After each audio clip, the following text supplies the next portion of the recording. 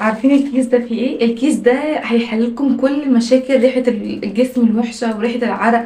هقول لكم على حاجة.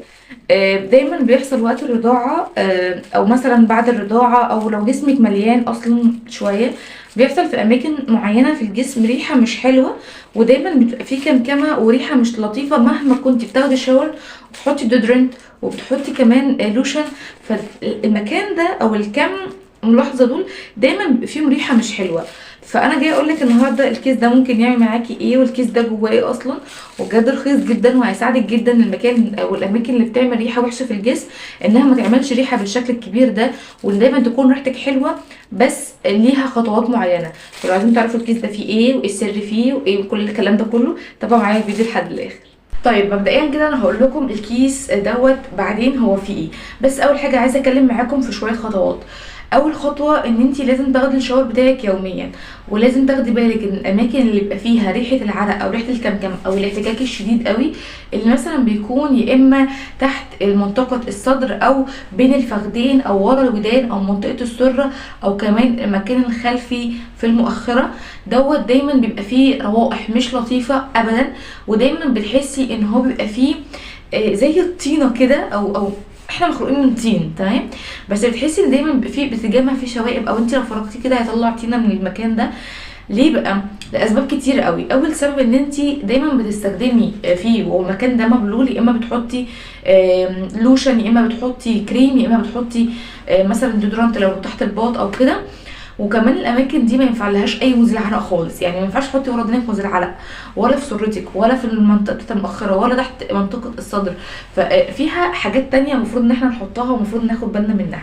طيب اول حاجه لازم تاخدي بالك ان موضوع ان مكان مش جاف او مش مجفف طول الوقت، او في عرق او في ميه او في اي حاجه، ده من الاسباب الرئيسيه اللي دايما بتعمل الريحه الوحشه. عشان كده وقت الوضوء لما احنا بنيجي نتوضى بنغسل ودنا من جوه على بره، يعني كمان المنطقه اللي هي بتبقى ورا الودان برضو بتشيل، بيبقى فيها شوائب وبيبقى فيها يعني شويه ريحه كده مش لطيفه خالص. فلازم تاخدي بالك كويس جدا ان الريحه دي مش هتمشي الا لما تكون المكان ده نضيف ومجفف ما فيهوش اي حاجه. طيب الاماكن دي المفروض ان انا احط فيها ايه عشان ما تبقاش ريحتها وحشه؟ اول حاجه لازم تاخدي بالك من الاماكن اللي موجوده في جسمك اللي بتلم ريحه، والاماكن دي ما بختلفش عليها اي انسان موجود على وجه الارض. الاماكن دي فعلا بتشيل ريحه وحشه. زي ايه مثلا الاماكن دي؟ اول مكان هو خلف الاذن، لازم يكون فيه ريحه مش حلوه او بيبقى فيه شوائب، لان المكان ده دايما فيه احتكاك ومعرض للميه كتير، ومعرض لو انت كمان بتلبسي حلقان او كده بيبقى فيه مشاكل بسبب موضوع الحلقان، التهابات بسيطه بسبب الحلق، اي حاجه من الحاجات دي. ايه كمان ممكن يكون فيه ريحه وحشه، ما ينفعش نستخدم فيه اي ديودرنت منطقه السره. منطقه السره دايما بيبقى فيها شوائب، ولازم بالودانه كل شاور تحطي فيها زيت جونسون مثلا او اي نوع لوشن، وتمسحي السره كده، تدخليها سنه بسيطه وتمسحي كل ده، لان دوت بيعمل ريحه وحشه جدا للجسم. ده نابع من كل الاكل اللي احنا بناكله، من كل الاحتكاك اللي بيحصل خارجيا، من كل حاجه. طيب المكان اللي بعد كده اللي برضو بيبقى شايل ريحه مش لطيفه، منطقه تحت الصدر او ما بين الصدر، خاصه لو في حمل او رضاعه او جسمك مليان شويه. فلازم تعملي ايه؟ لازم تجففي المكان ده بعد الشاور، ولازم تحطي المكون اللي معايا واللي هو بقى يا بنات دي شبه مطحونه. ده شكلها كده بتجيب من عند العطار، قولي له عايزه ب5 جنيه شبه. ده كده كان ب5 جنيه الشبه، تمام؟ الشبه المطحونه دي ليها استخدامات كتيره قوي. او بودره الجسم. فانت لو عايزه تجيبي شبه، هي منتج طبيعي مش هيأذيكي خالص ومش هيعمل معاكي اي حاجه. لو عايزين تجيبي بودره الجسم او بودره جونسون زي ما انت حابه. بس انا بحب جدا الشبه لاني بستخدمها في حاجات كتيره قوي، ودايما بعمل منها زي بودره كده للجسم بروايح كمان، روايح جميله، وعارفه ان هي مش هتضرني او مثلا مش هتعمل لي احتجاج او كده. طيب انت بتجففي المكان كويس، بتبداي انك تبطنيه بالبودر او تبطنيه ببودره الشبه. مهمه جدا جدا، لازم تكون موجوده عندك. ولو انت عندك مثلا عبوه بودره خلصت او مثلا باظت فهترمي اللي فيها، حطي فيها الشبه دي وابداي اعملي كده على المناطق دي. مهمه جدا الخطوه دي. طب منطقه في الخلفيه بقى او المؤخره، منطقه المؤخره في الحته اللي هي بتبقى في اخر حته كده في الظهر، المنطقه دي دايما بتشيل شوائب.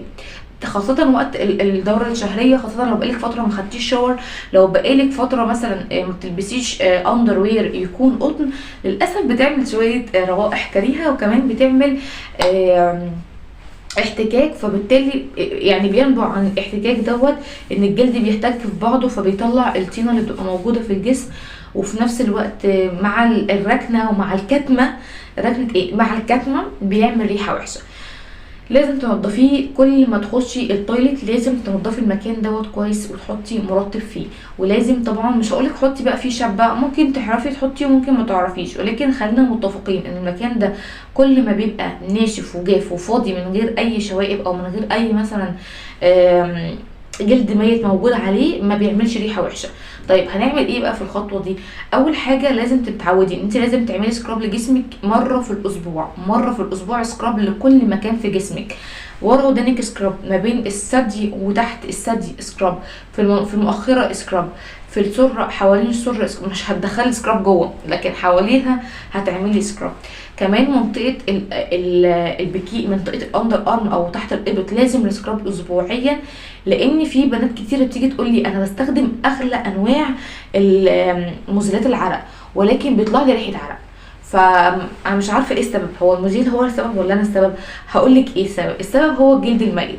طالما في جلد ميت يا بنات ما ينفعش ابدا ان احنا يعني نحط ديودرنت على جلد ميت. لازم ناخد بالنا جدا ان الديودرنت بيتحط على جلد نظيف ما فيهوش ميه، ما فيهوش اي ما فيهوش مثلا، ما يكونش مثلا ما استحملتيش فهتحطي ديودرنت او تحطي مزيل عرق فتفتكر ان ريحتك هتبقى حلوه، بالعكس هتطلع ريحه ابشع.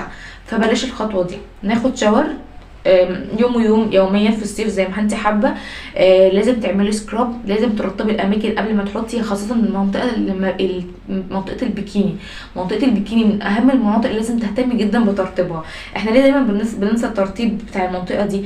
لانها دايما مقفوله، دايما يعني مكتومه، دايما في احتكاك مشي، دايما في اندر وير، دايما بنشتري اندر وير مش قطن، ودايما اقول لكم لو سمحت البسوا اندر وير قطن خاصه في الوقت الطبيعي. لكن لو انت مثلا عايزه تستخدمي اندر وير مش قطن او انت عندك كميه مش قطن او البلاستر يعني، استخدميهم وقت البريود. يعني البسي الحفاض والبسيهم بحيث ان هم كمان يمسكوا لك الحفاض كويس، ما يخلوش ان هو ايه يتحرك ويغرق الدنيا. طيب ايه تاني الخطوه المهمه جدا؟ تشربي مج يعني زنجبيل يوميا. مج الزنجبيل ده مهم جدا، بيخلي ريحتك حلوه، بيخلي ريحه جسمك حلوه، عرقك بيطلع بشكل منتظم وبريحه كمان كويسه. وبستخدمها كمان في ايه؟ اول حاجه زي ما اقول لكم ممكن احطها في علبه البودر وابدا ان انا ارش على الجسم لوحدها. عايزه تحطي لها روايح، في روايح كتير قوي. ممكن تجيبي مسك وترشريه عليها، ممكن تجيبي مثلا زيت عطري وترشيه عليها، ممكن تجيبي اي حاجه، ممكن تسيبيها زي ما هي، يعني هي مش تعمل ريحه. لو انت كمان خارجه كمان المسلمات حبايب قلبي ما ينفعش نخرج بريحه صعبه او بريحه برفان قوي جدا، لاني بشوف بنات الفتره دي بتنزل لابسه شيك جدا او ممكن تكون لابسه حجاب وريحتها طالعه جدا حلوه، فما ينفعش ولا ريحه عرق تطلع منك حلوه ولا ريحه ريحه برفيوم حلوه ولا ريحه عرق، ما ينفعش. فاستخدمي دي، هتشيل ريحه العرق الوحشه وفي نفس الوقت مش هتطلع معاكي ريحه حلوه فالماشيين جنبك مثلا يشموها او كده. بس كده، ده كان فيديو النهارده وده اللي كنت عايزه اتكلم فيه النهارده معاكم. يا رب تكون الحلقه النهارده عجبتكم وتكونوا استفدتوا بالمنتج البسيط الخفيف اللي ممكن يتجاب من عند اي عطار ب5 جنيه ويحل لك كل المشاكل اللي اتكلمنا فيها في بدايه الفيديو. وبس كده حبايبي، اشوفكم على خير. اعملوا لايك وشير وسبسكرايب للقناه اول مره تشوفوني، وكمان شيروا الفيديو على جروبات الفيسبوك والانستجرام والواتساب. مع السلامه.